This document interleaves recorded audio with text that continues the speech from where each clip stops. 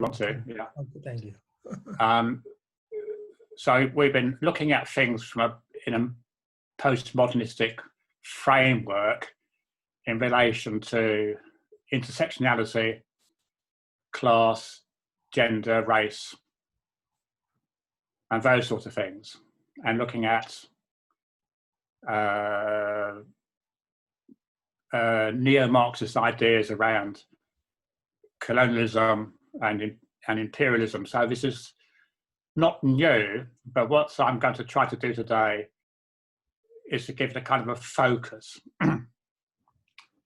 to, as it were, locate various discussions. So I hope that's of interest to you. I sent through some brief notes, a series of questions, and a series of points about postmodernism, and then I came across a very, very good article on the internet, and I sent you an extract from that. The article itself is well worth reading, but it's far too long to send to you today at short notice. But if you're interested, I can you can Google the reference and read it yourself. I'll come on to that in a bit. So what we're looking at today is Marxism versus postmodernism. So that implies some sort of antagonism.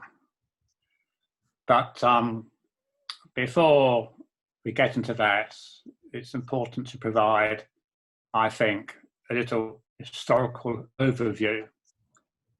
What happened after Marx? So, I mean, lots of things happened after Marx. When Marx died in, I think, 1883, Engels, 1892 or thereabouts. And Marxism obviously developed after their deaths.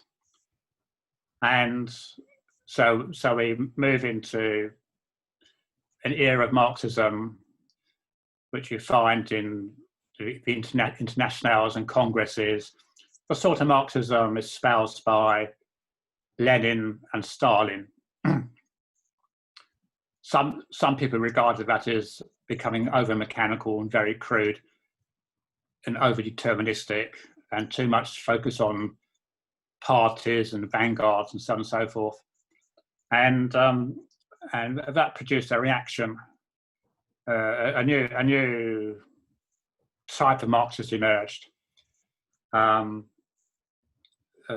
characterized by what's called the Frankfurt School of Marxism, which is a critique of standard Marxism as Lenin and Stalin and Soviet communism described it. So we begin to get a shift away from orthodox Marxism. The Frankfurt School, I'm not going to discuss those today, but they are part of this build-up to postmodernism. And then very quickly, as kind of a philosophical history, so the Frankfurt School was also a reaction to the excesses of Stalinism, the labour camps, the genocides of various groups and so on and so forth.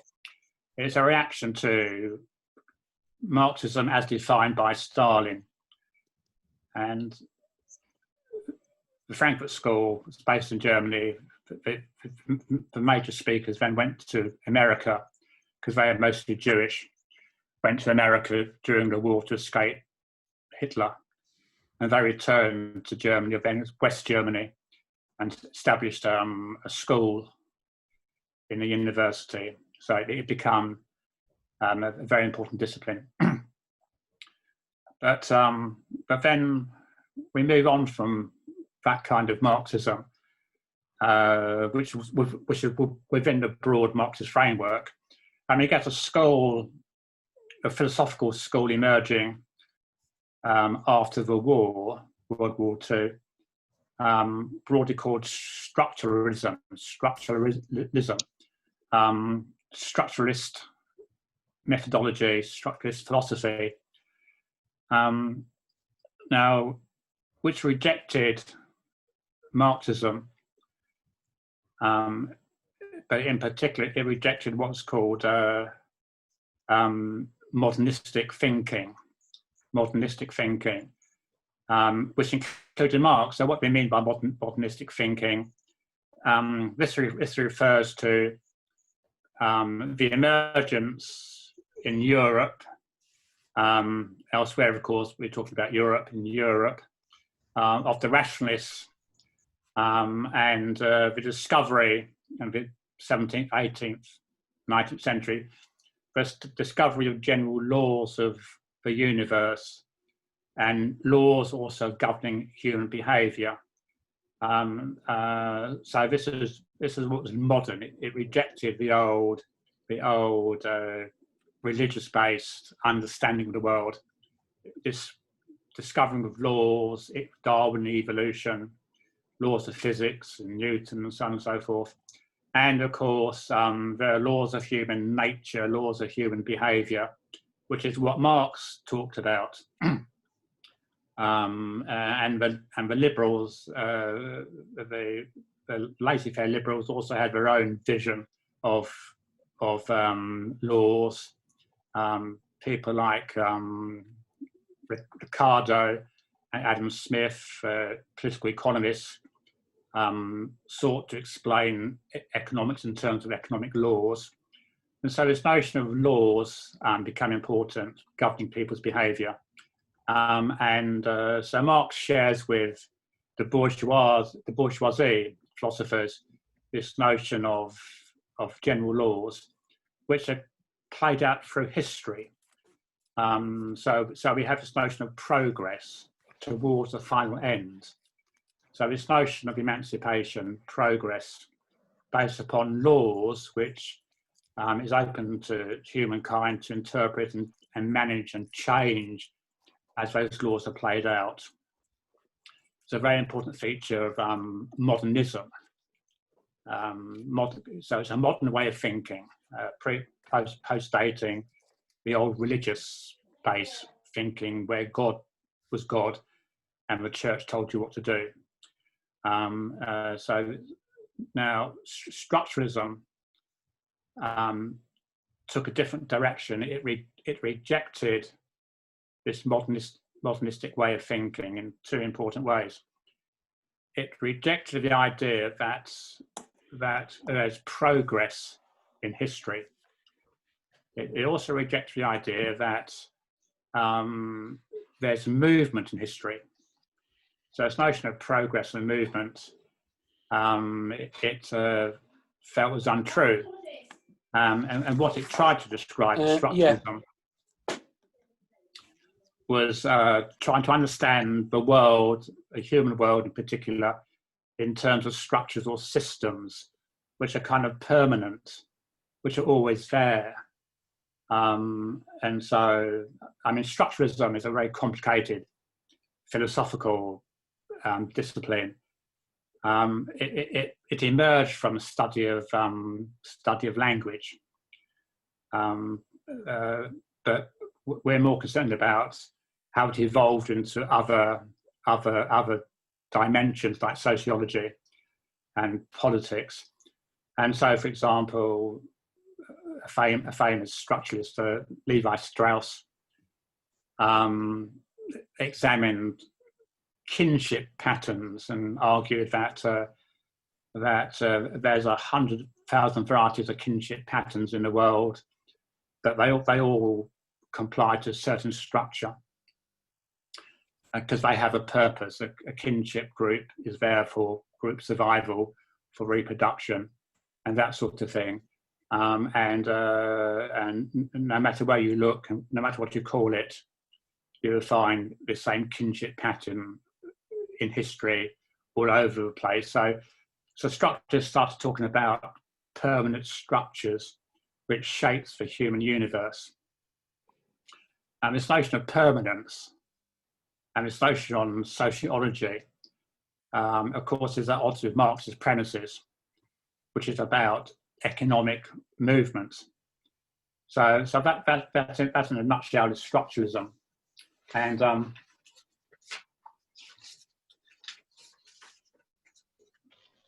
we move on to what's called post-structuralist thought, which is a kind of an interrogation of structuralism, which finds it to be contradictory.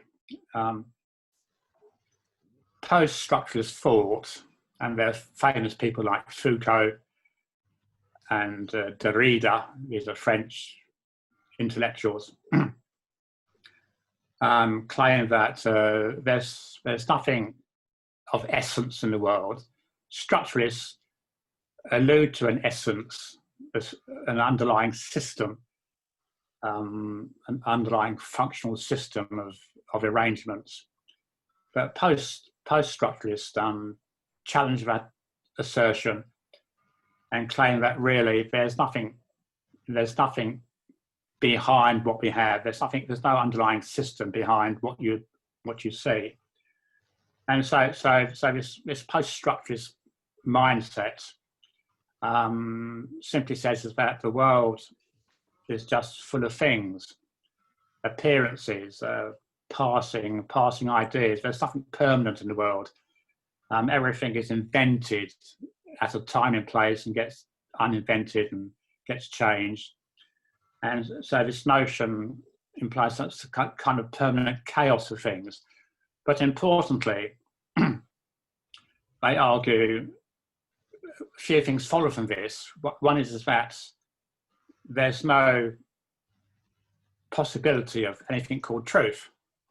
If everything is in a state of flux, is impermanent, it's moving around, comes and goes, in a state of chaos, then you can't have absolute certainties. You can't even pretend to search for the truth.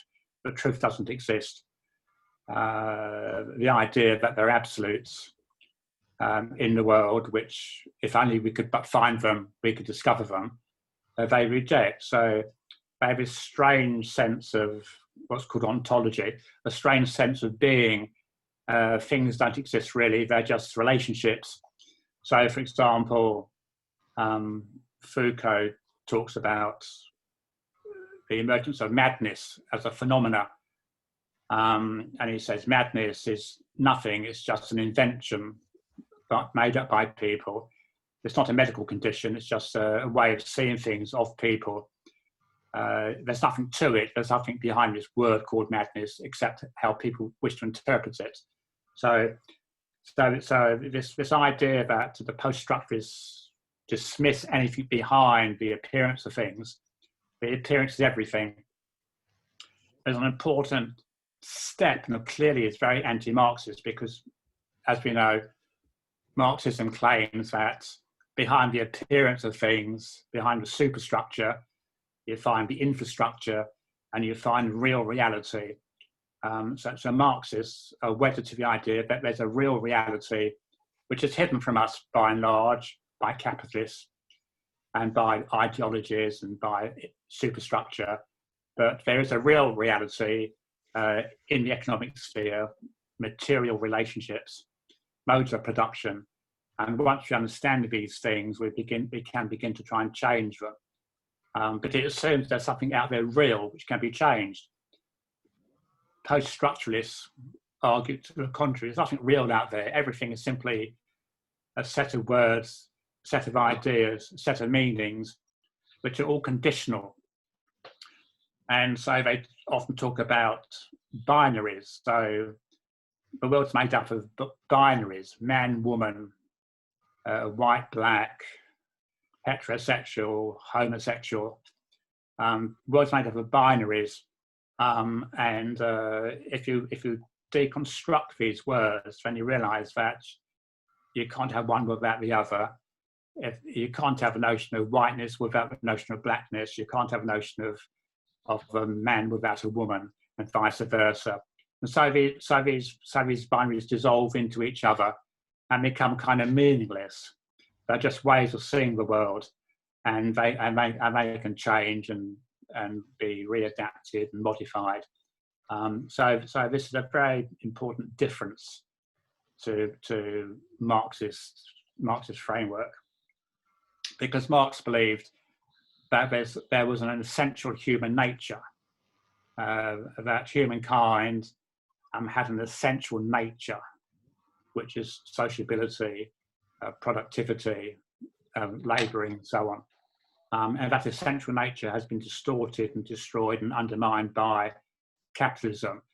Marxism seeks to re-engage with and reproduce that essential nature in the future in a communist society. But so this is totally odd with post-structuralist thinking. Very, very different. And postmodernism is just a cultural term for post-structuralism. Postmodernism is a word which came into being, noted as post-modernistic thinking. That's why it's called postmodernism. It rejects this notion that there's an essential reality, that there's movement in the world, progress, changing to something better.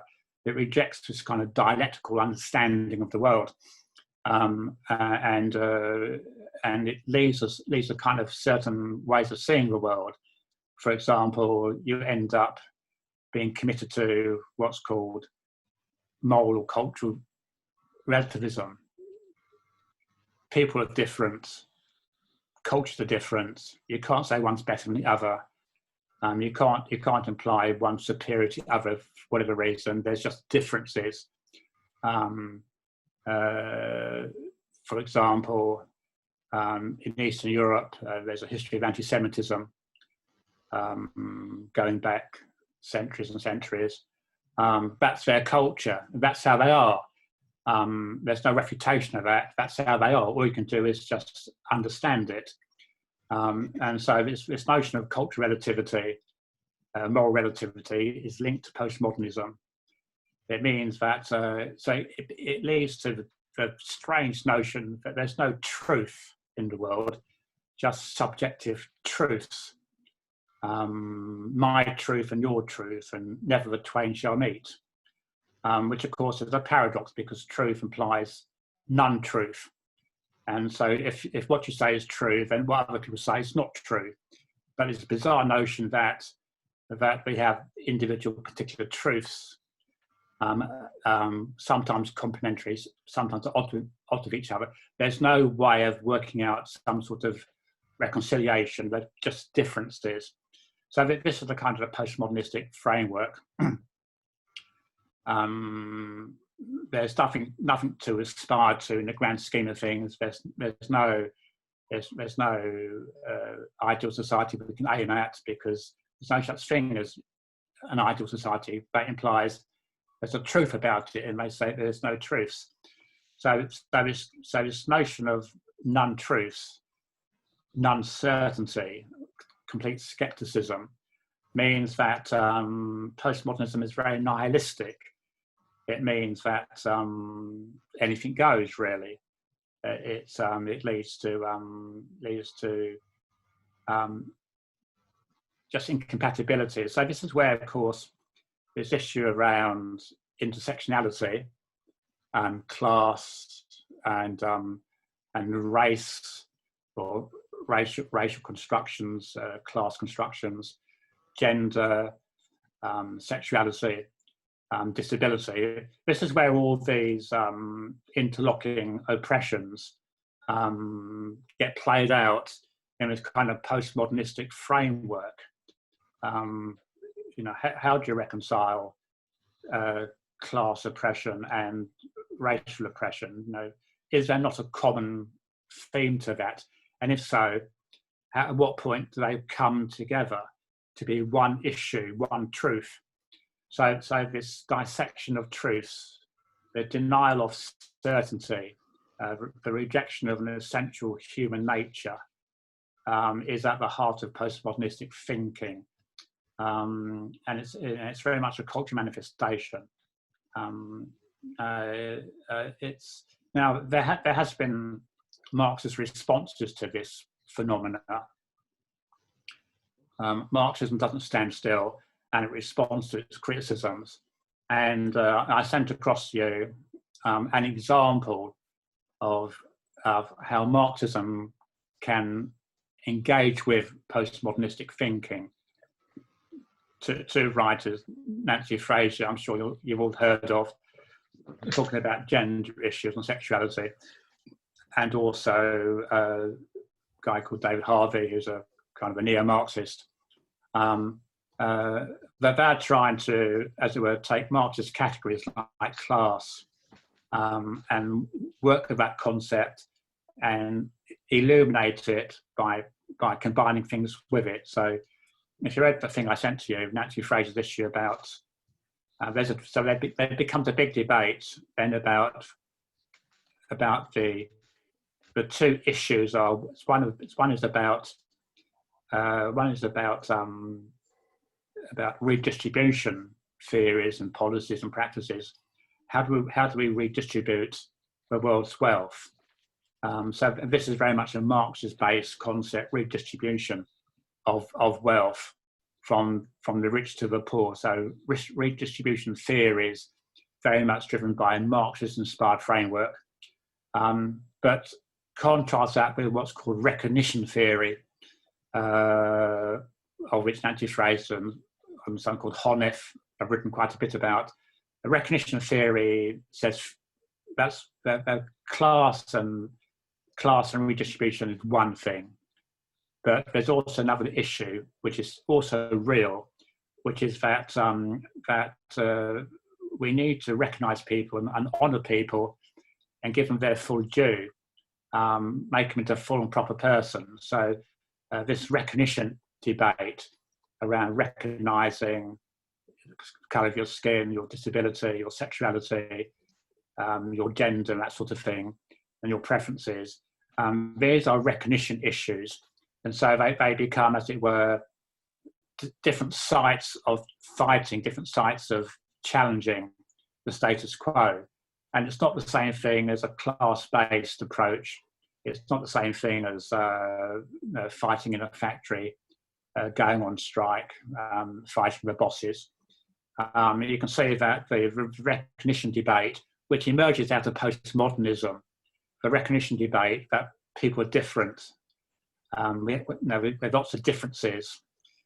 This recognition debate has inspired and driven a lot of theoretical thinking around oppression and repression and revolution and resistance.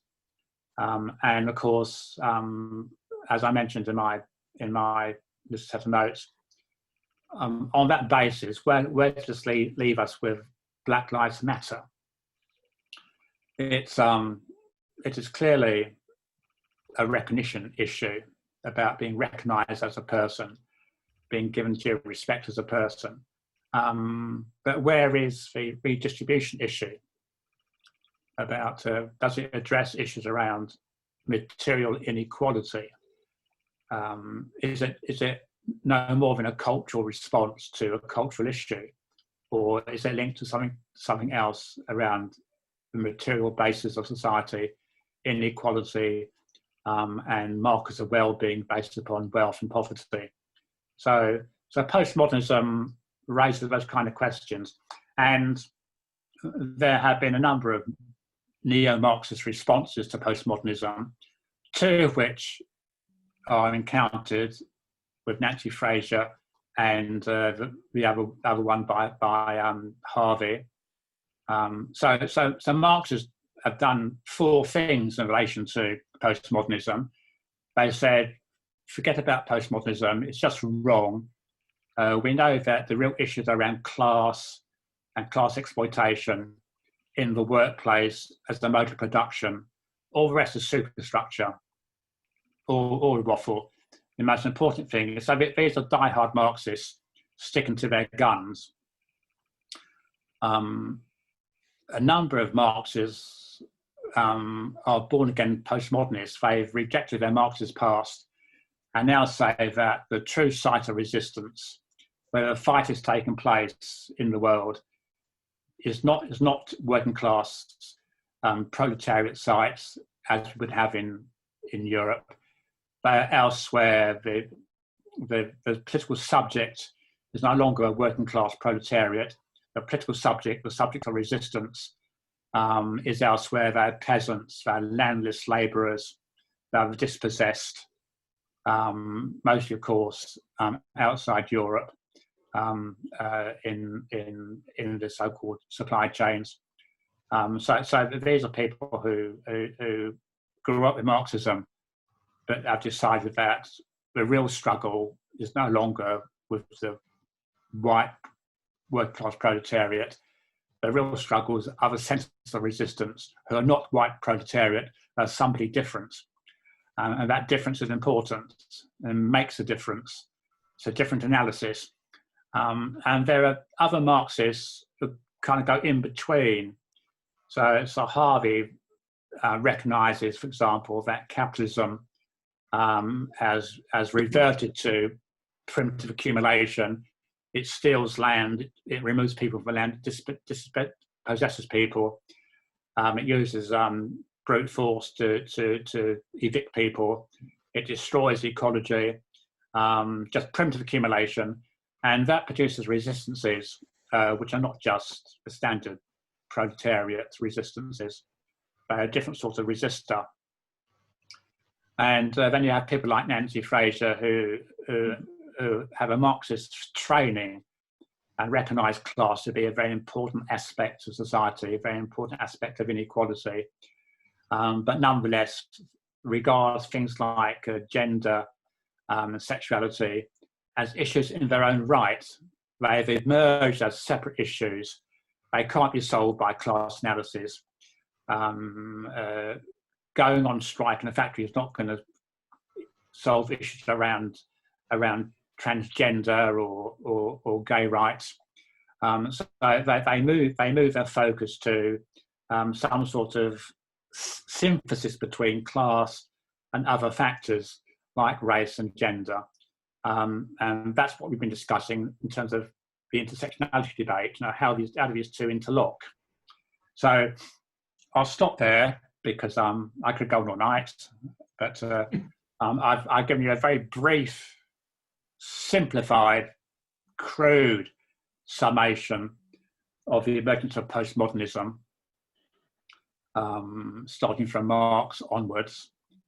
And I've indicated that there are Marxist responses to postmodernism. That's really rejection of the idea, acceptance fully of the idea, or in-between positions. And if you're interested in those in-between positions, then just check out that reference I gave you. I forgot to put down the name of the authors, but if you're interested, I can email that to you with how to access the arguments, the actual article. So I'll stop there. Something you circulated, fairly incomprehensive. That's not incomprehensible. That's not your fault. But I liked your introductory talk because that helped clarify it for me. But I just feel that sort of there's a underlying theme both in these postmodernists and what have you and your history, that it's a very Eurocentric view of sort of developments of Marxism, and that sort of, I would argue that most of the big developments in Marxism have come from writers in the third world and activists like Mao Zedong, who actually sort of have gone a lot further. And I think there's always, well, in my experience, there's always been this recognition in my short life in terms of that sort of there are three major contradictions in terms of class, gender and nationality, which all have to be looked at in their own right. And in any particular struggle, one aspect might be the prime contradiction in that. And I would really question whether people that are actually, I mean, and also I think the sort of the whole way that imperialism has developed economically, that sort of you almost got to have a class analysis that is global, in that sort of 80% of what Marx would have said were proletarians are now in the majority world, and it's sort of, you know, so you've got a centre and a periphery of the system. And I really wonder that sort of people that are out there actually struggling against the system in whatever way, the vast majority of them, have never heard of postmodernism and probably couldn't care less. I mean, it strikes me that, you know, it's something that's going on, particularly in Europe and probably America, amongst academics. And quite honestly, the world is passing them by. That might be just me, I'm an anti-academic, but I think sort of... I would never have guessed, Brian. Anyway, yeah. The evolution of these ideas, I don't say I agree with them. But the key point being made by these postmodernists, especially postmodernist Marxists, who retain their Marxist inheritance, is that they recognise that there are non-class collective identities who are subject to oppression and mistreatment, who are fighting back. So it's kind of a development of this Eurocentric notion of the white working class in the factories of Manchester in Hegel's time, in Engels' time, you know, fighting back in class warfare, so-called class consciousness. The development of alternative centres of resistance, non-class-based. Well, you can always argue, if you're a Marxist, you can always argue everyone has a class location. But that class location is not seen to be a class location by those who are victims. You said they don't care about postmodernism, nor do they care about class in a Marxist sense. What they're concerned about is their land being stolen, their disruptions, and they're being brutalised by mining companies, and the loss of their space and their ecologies and their ways of life. That's what they care about. So I don't even care about Marx either. And they don't care about class. Their identity is one, we are being attacked by this other, the capitalists from overseas, with the collusion of our governments. And we are resisting, as in the Naxalites in India, say, or the indigenous peoples who resist the encroachment onto their tribal lands. So they don't see themselves as working class fighting Nazi capitalists. They see themselves as indigenous peoples resisting imperialists. But it's a different kind of conception, and likewise in South America. So what these postmodernistic Marxists are arguing is that, which is also a critique of Eurocentricity, is that we have to recognise that struggle is not just about class in a factory in some Western European building. The capitalist warfare is taking place with other identities, other collectivities outside of that mindset, and we better quickly start to understand that. So that's the postmodernist Marxist approach, which Harvey, in that article you didn't very much like, tries to make that point about alternative collective identities and centres of resistance. But that actually is, you know, so you can say that's Marxism developed, or Marxism has evolved to include that, but it is now what's called neo-Marxism. It's not the old-fashioned Marxism which we all grew up learning as students and, you know, young radicals, in our adolescent years. So I think your point is correct, but I don't think what you're saying is at odds with what they're saying either. It is quite true. You've got a very valid point in one sense, is that this, what happened is that after the end of World War II and the emergence of the hegemony of Western capitalism and liberal laissez-faire and that sort of stuff, the triumph of capitalism during those heady years from the 50s to the 70s, people talked about the end of history.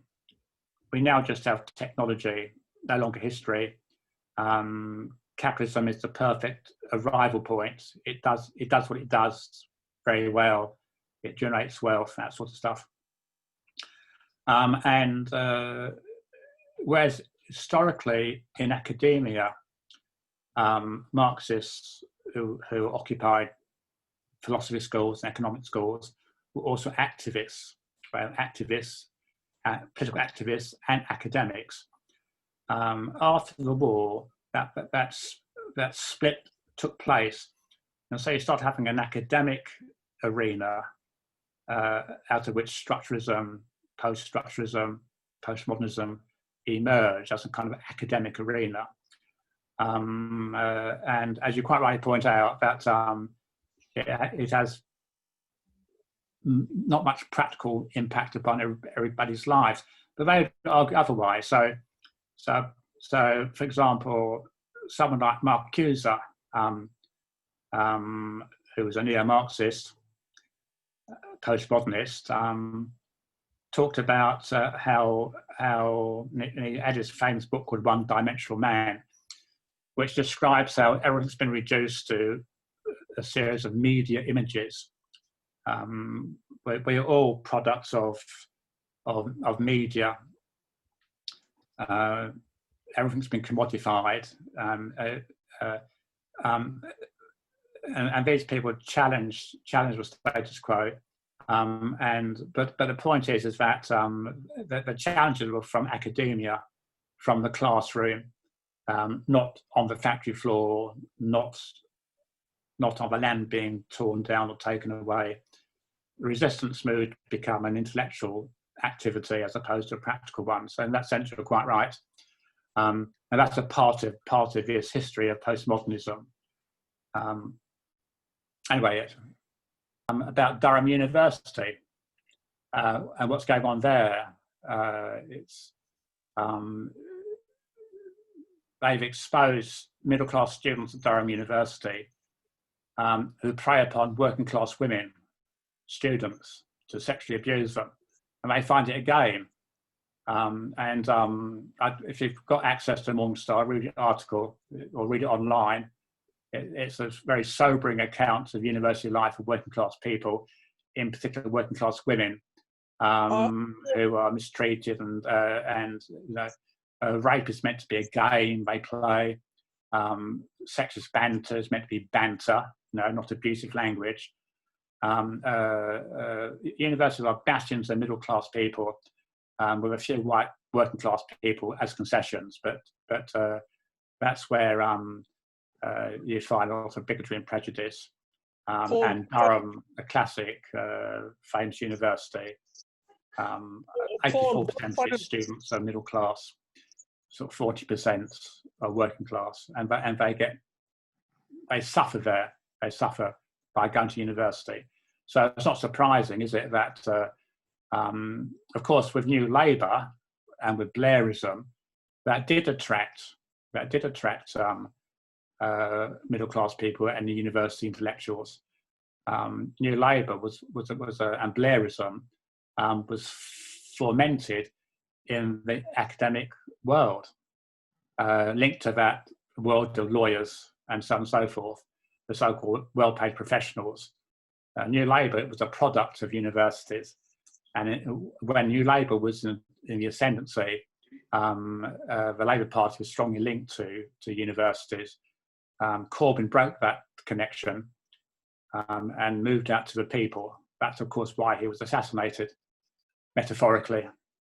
And of course, with this new guy in charge, there will be a trickle back by middle-class university intellectuals back to Labour. Universities reflect class warfare, so what do you expect? Well, thank you for your overview of a very complicated concept. So I've always seen post-modernism as it always relates back to sort of the three sociologies of Marx, Durkheim, and Weber. And to me, post-colonial, post-modernism always has allied a lot more with that, with Weberian thinking of that. You know, there are lots of classes. There are only associations. There's no direct link to economic, the economic base, etc. So in that sense, I think most of postmodernism goes back to that sort of relativism and, you know, no permanent alliances around class and stuff. Mm. And where I got confused about was where sort of Foucault came in, because everybody kept saying he's a Marxist, and I think he's obviously a Marxist. He was obviously a Marxist, but a lot of what I understood of him was really very dispersed in terms, and again, allied a lot more with that Weberian type of thinking, except for his notion about discourse. And discourse, I couldn't first distinguish between discourse and ideology, because, you know, he's just talking about dominant ideas and how they progress. But I liked his development of professionalism, that it's certain professions, given the power that they have to have a narrative about certain sorts of things. So like madness, you know, it's the medical profession that sort of denotes what is defined as madness, how we should see it, and how we should treat it, and how we should deal with it, and that all those ideas sort of then penetrate into the rest of society. And other professions like lawyers and social workers, etc., do the same thing. So I found that useful.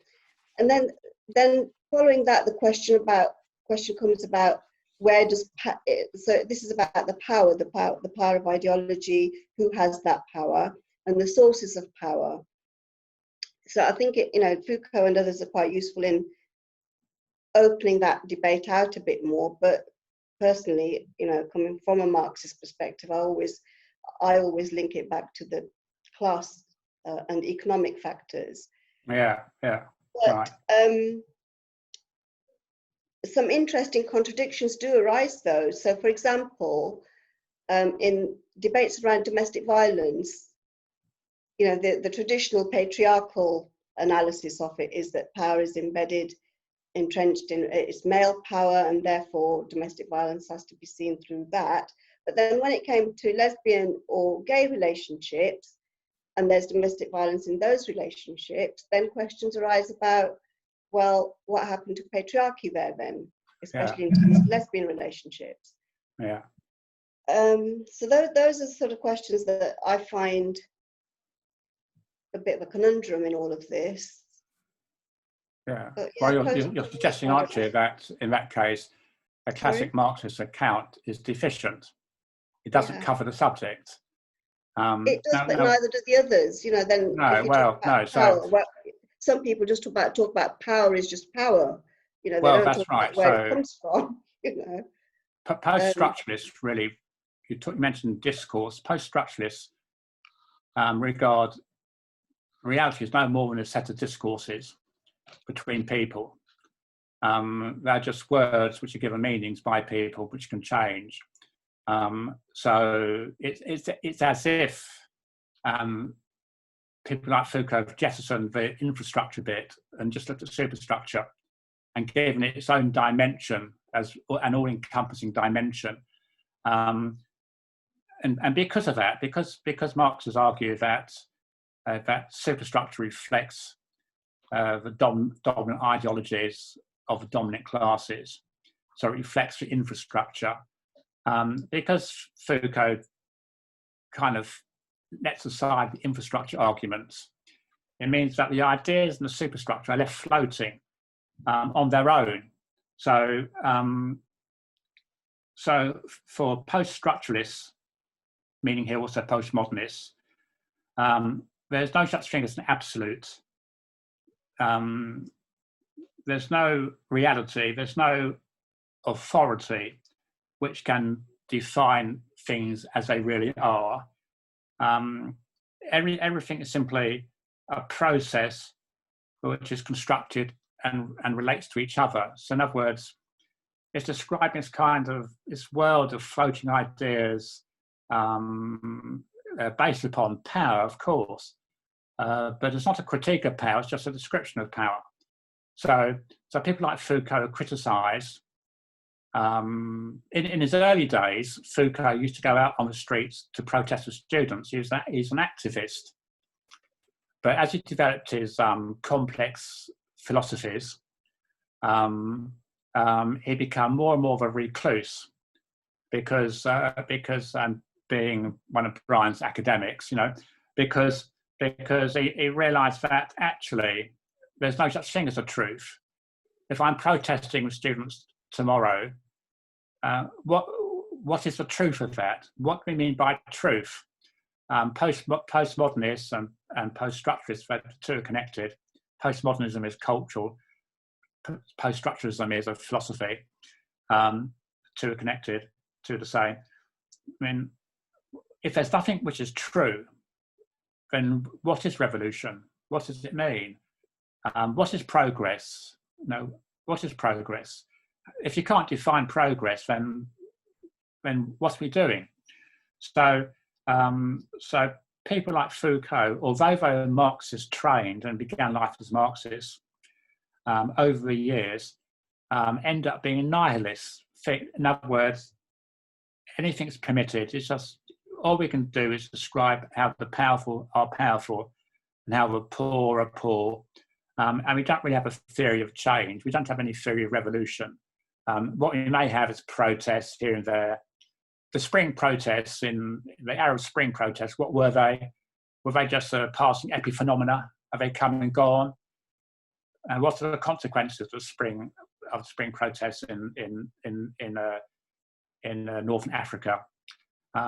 These are come and gone. I mean, the idea that does Black Lives Matter any different? Will it just come and go, or will it lead to material changes in economic arrangements or not? For a Marxist, that's what's important to us.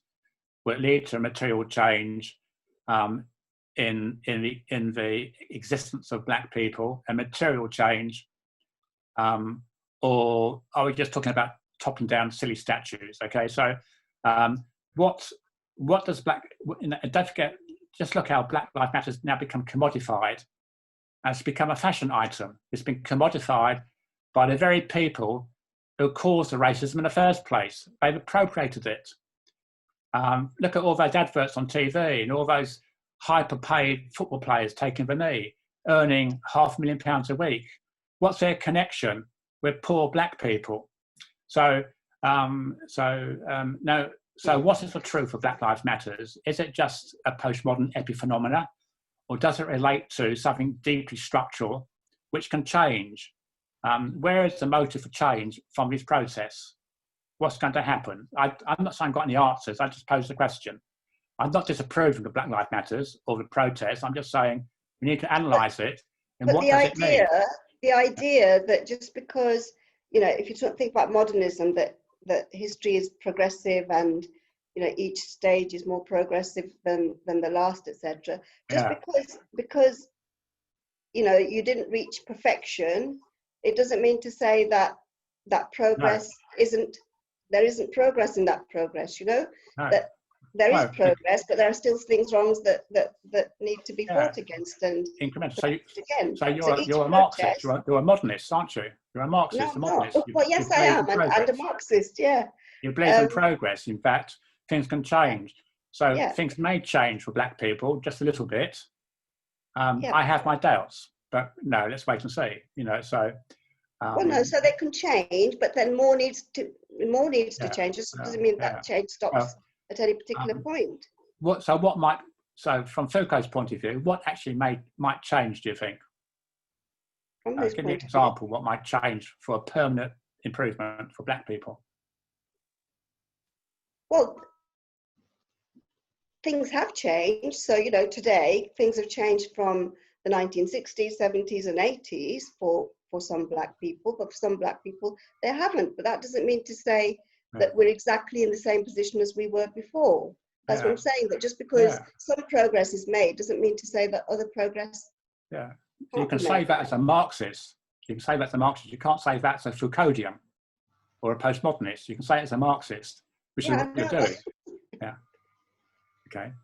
But if you deny there's a truth, if you deny there's a journey to freedom, Yeah. if you deny that history is a history of progress, stops and starts, one step forward, two steps back, if you deny that history is the arena in which freedom is realised for all people, if you I'm deny not sure that, modernity ever argued that.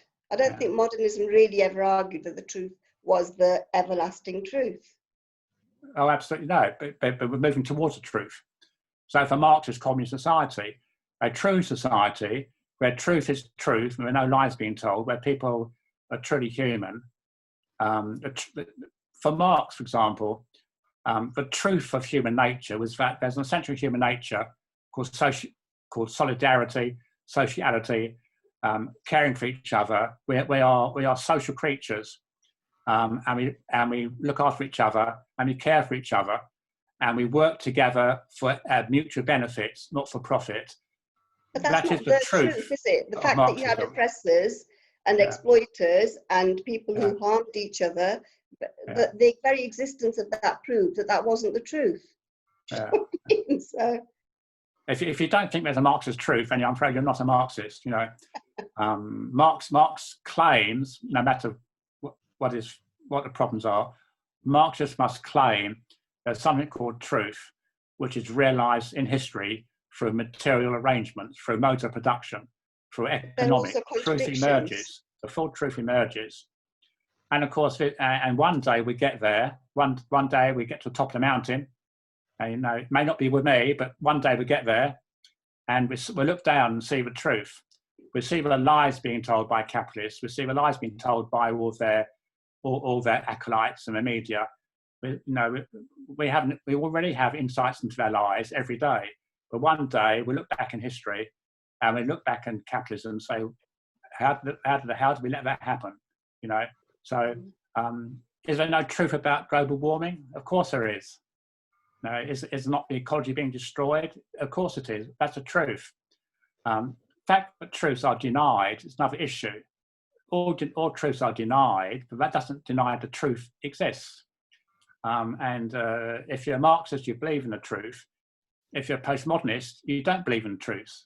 There's no such thing. And that's a difference. So how do you reconcile the two? That's a big debate.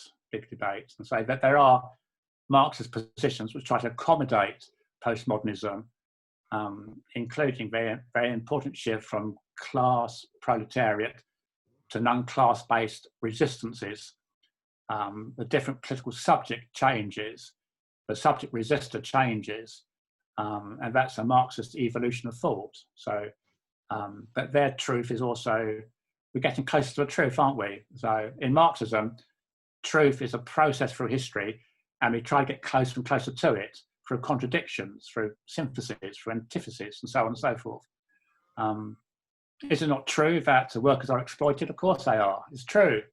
You know, it's denied, but the denial of the truth doesn't make it less true.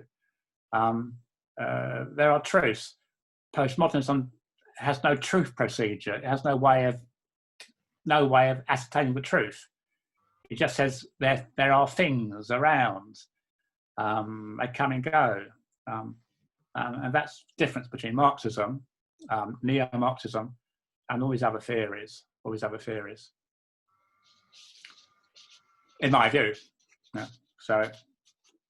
Well, following on from what you're saying, Paul, I mean, sort of, if basically Marxists are correct in their interpretation of the world and that the postmodernists are basically wrong, is somebody really being a Marxist if they're trying to actually reconcile these two things that are basically at opposition?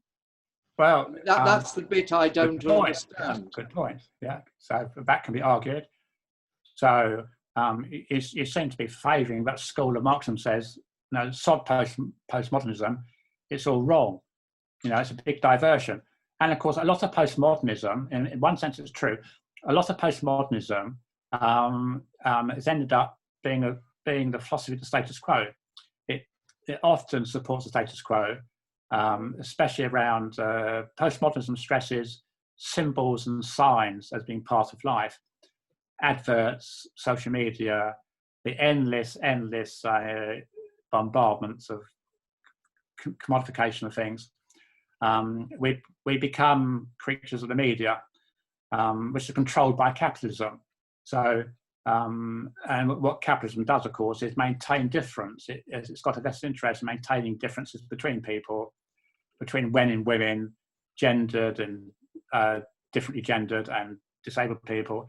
Capitalism has a vested interest in maintaining differences to maintain its own hegemony.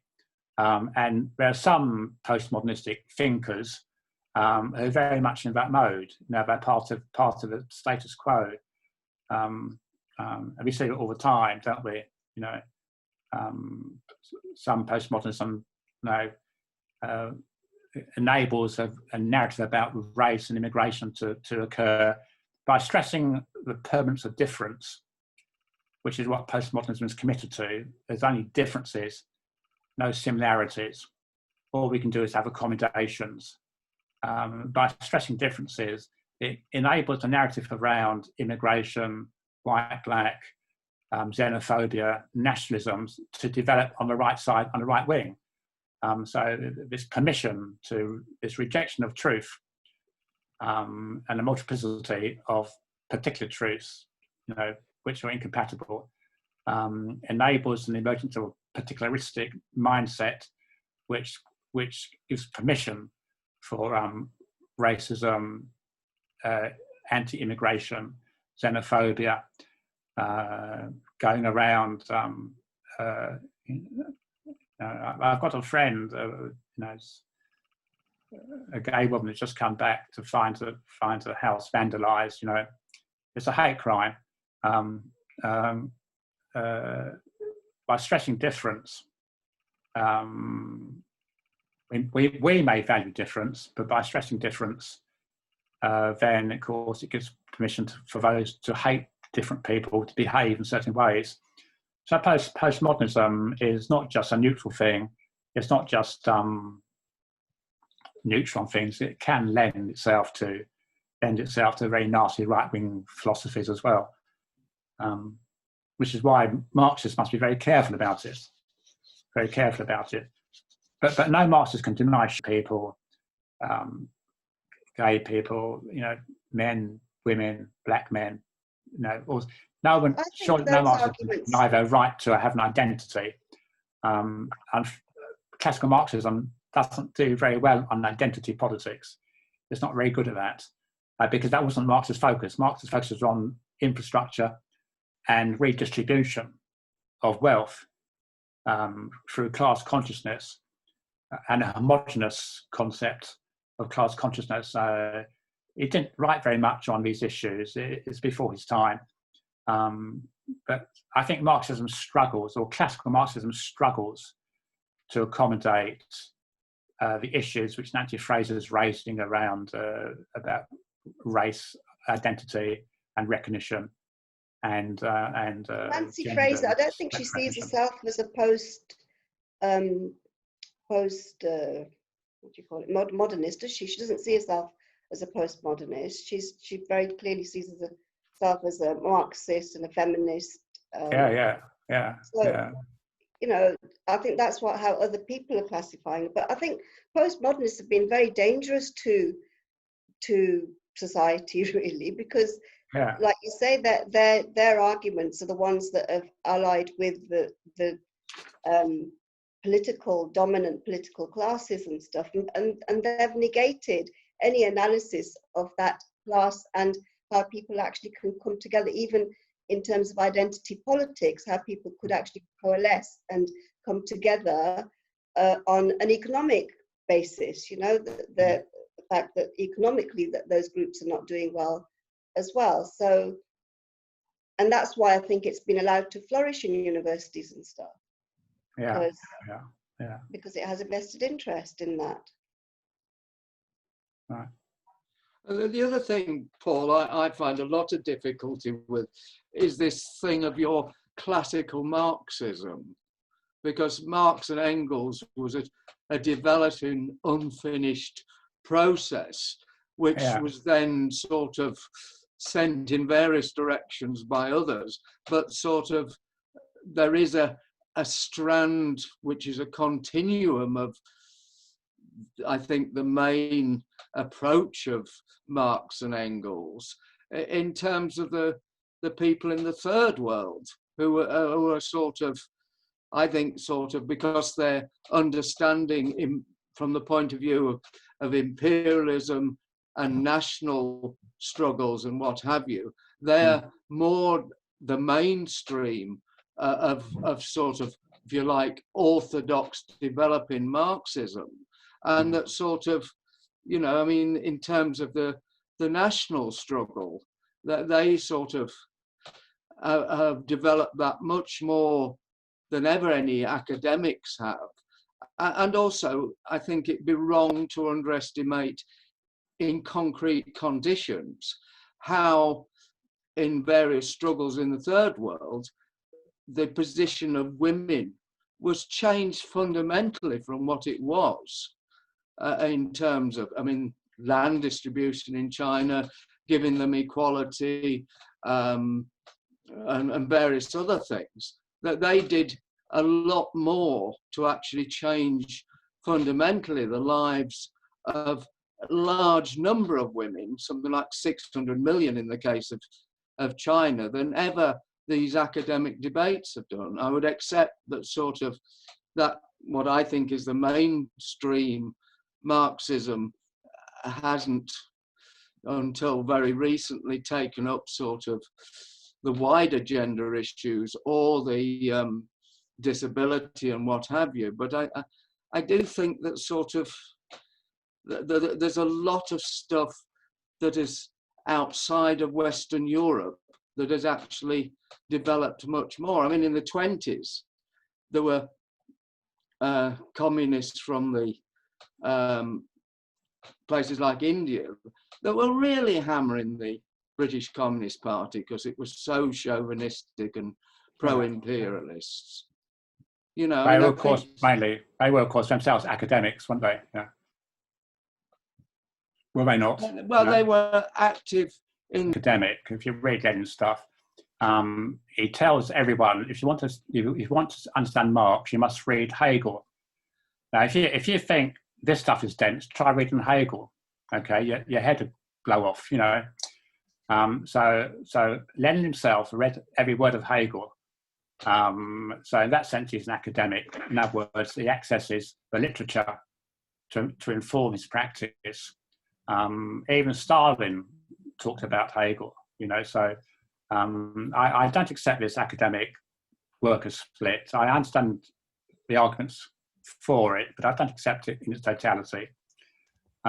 People like Che Guevara were academics, highly educated people, but they put their education to practice, as did, of course, Castro. You'll discover, I think, without exception, you'll discover all liberation movements were led by highly educated people who used education for good effect. Yes, Paul, but I think they translated what they knew into everyday language and practice. Yeah. And that's what actually brought. Yeah. That's the trick. Yeah. Paul, what Gramsci said, were they organic intellectuals? What Gramsci called the organic intellectual? Yeah, what about it? Che Guevara and Lenin. Yeah, what's your point?